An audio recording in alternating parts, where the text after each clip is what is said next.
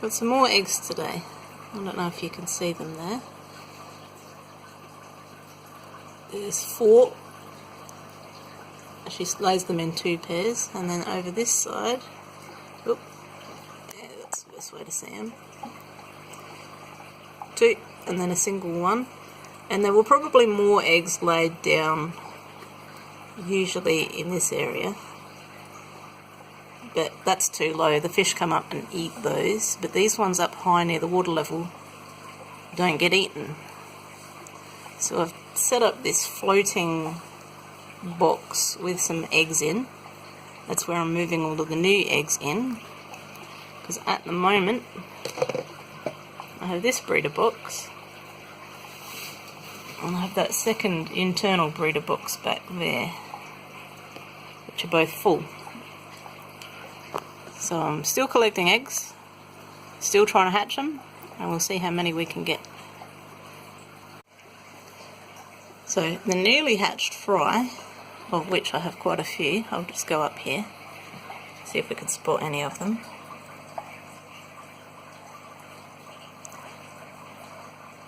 They're probably all hiding because it's quite bright at the moment.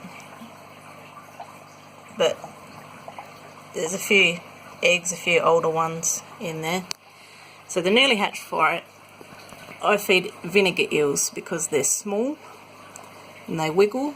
Unfortunately, they don't sink to the bottom, they float around a fair bit. So that's my culture, that's my collection bottle, and the way it works, now I saw this online somewhere, I'll put a link in the bottom if I find where I read this from. Basically, you get a bottle with a narrow neck, you fill your medium, which is just vinegar. Where is my vinegar? It's just here. I just use apple cider vinegar. This vinegar has honey in, that seems to work quite well. Anyway, you fill it up till just past where the neck goes thin.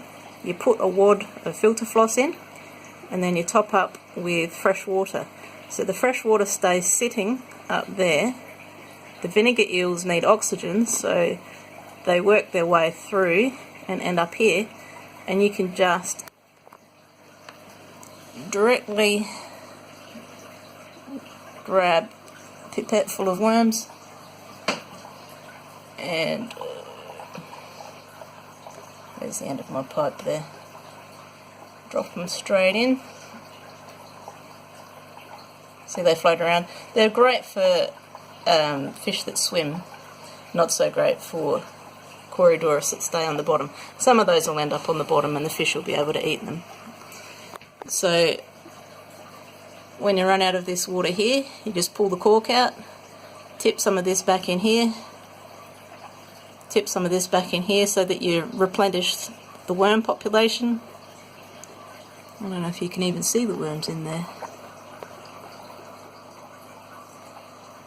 Can I get it to focus? They're in there. There's a bit of a layer of bacteria on the bottom that they eat from. And this is 50% fresh water, 50% vinegar. You probably could use straight vinegar, but you don't need to, so why waste vinegar? And in doing this swapping over between the two cultures, you never really run out of worms. And that's how you do vinegar eels. A lot of people used to tip this stuff on like a coffee filter and then try to rinse it, but the worms are so small that a lot of them will go through and then the filter paper goes soggy and then what a pain. This is just so much easier and it's already fresh water, you don't need to rinse or anything. I think one of my cats is here to say hello. Hello! Alright, so I've just emptied out. Just getting my tweezers. I've just emptied out all of that good stuff with the worms in. And you just get your tweezers. These are just regular straight planting tweezers. Whoops, lost it. This is not easy to do while holding a camera. Plop. And then to give the worms some more oxygen, I let them breathe in that bottle. Just tip it back out. And all that bacterial film kicks up. I think that's the vinegar culture bacteria that they eat. So you want to try and keep your mixture topped up with vinegar so that it stays about 50-50. Some of that water will go in there, and if it starts losing acidity, the culture can go mouldy. As long as you've got enough vinegar in the culture to keep it acidic, it'll keep for months or years. Also, you have to keep the jar kind of loosely sealed. I have little gnats, and that's what I'll do with this to keep it mostly sealed. I just put that on the top. It's just to keep, oh, there's a little fly there. These little black flies love that vinegar. If the flies go in and drown, they'll foul it as well. And you don't want that. I don't think any of this has been in focus the whole time. Oh, well, never mind. Let's have a look in here. How's everybody doing today? All quiet, because I haven't put any food in yet. That's better. There's a bit more activity now that I've put some food in. I'll just drop some microworms in for them. A little bit of powder food. And I'm going to give them some baby brine shrimp in a while. And also, look at that, more eggs. I wonder if there's any. Sometimes she lays them on that corner there as well. I can't see any there today. And none on that little stretch of glass either. Let's have a look in the actual tank. I've got 2 sponge filters, random bits of moss, a spawning mop that mostly they just hide in, some wasser tang, oh, and that's the little power filter. It's just a little cheapy Aqua One micro filter. In that piece of driftwood, or you could just see him. He was just on that piece of wood. I'm going to say there's 2 fry that I didn't know about that have lived by themselves, and I think they hide in those little nooks in the driftwood. But I just saw him disappear over that piece there. Maybe if I film him from the other side, we'll catch him.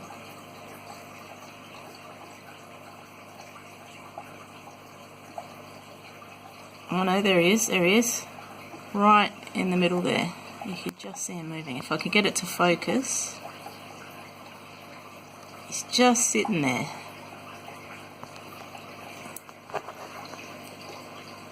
Can I zoom? I'll try and zoom.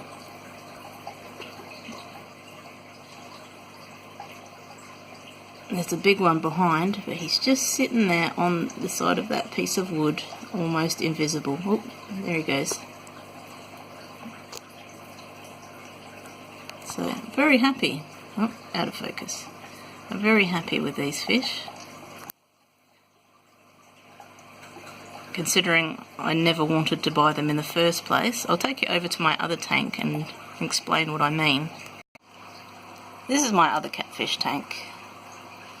I now have 6 panda cories that I've had for over a year, and 6 little ones that I've just added. They've just been in quarantine for a while, settled in really nicely, and I felt sorry for them. I thought they could do with being in a nicer, bigger tank.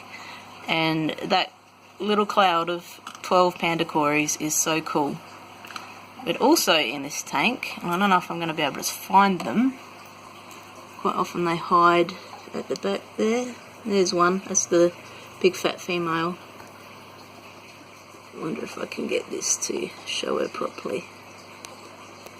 How's that? I have 4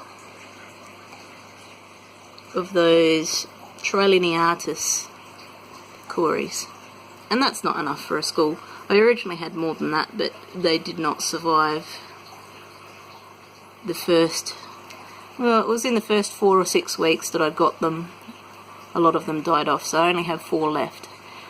So I tried to buy 2 more, because a school of 6 Trilineatus and 6 pandas would have been nice in here. But they sent me 2 stir-by Corys. Of course, stir-by Corys aren't going to school with Trilineatus, they're not the same. I mean, you can see the pandas completely ignore, like these 2 species pretty much ignore each other. Some Corys school together, but these ones don't. Anyway, so stir-by like it warmer, then I'm keeping this tank too. I'm keeping this tank fairly cool, 22 to 24, and stir-by like it 24 to 26 degrees. So when I had 2 stir-by, I had to buy more so that I'd have a proper school of those. And then those ones ended up in quarantine, so that tank back there is supposed to be a quarantine tank, and it's turned into a breeding tank instead. So I'm not really upset about getting sent the wrong fish. Since Corys are great, you can never have too many Corys. It's just sad that these 4 don't have a big enough school. I think one day I'll get a different tank for them, a few more fish, and set them up on their own. These other guys that are hogging the camera are my peacock gudgeons. I think there's 8 in here. And I also have, I don't know if you can see, they usually sit in this layer of the tank. There's like a split. There's a top level, a nice bit of driftwood, and the bottom level, but they're all hiding. It's just this one. The Brevibora Rasboras. They're supposed to be emerald eye, what are they called? Emerald eye spot? Emerald eye? Dorsiocellata, anyway. So half the fish that I have are those, which I'm not seeing any of. And as you can see, this guy doesn't have an emerald eye at all. His eye doesn't glow. He's a bit bigger, a bit more torpedo shaped. And he's a Brevibora chia. So he's the wrong species. They're a little bit more aggressive. So again, I'd like to get more of those, have a proper school, give them their own tank, and split them up so that they don't fight with the little guys. Just put some food in, and you can see the emerald eye Rasboras really have a bright lamp eye. You've got to get them from the right angle there.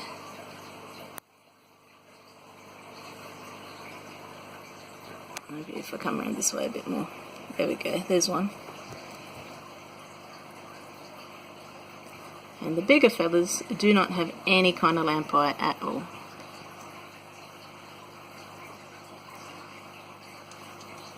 They're a bit shy. I just trimmed all the plants in here. It was way more overgrown, so they're feeling the lack of cover. There's some of my Trilineatus. They'll come out for food as well.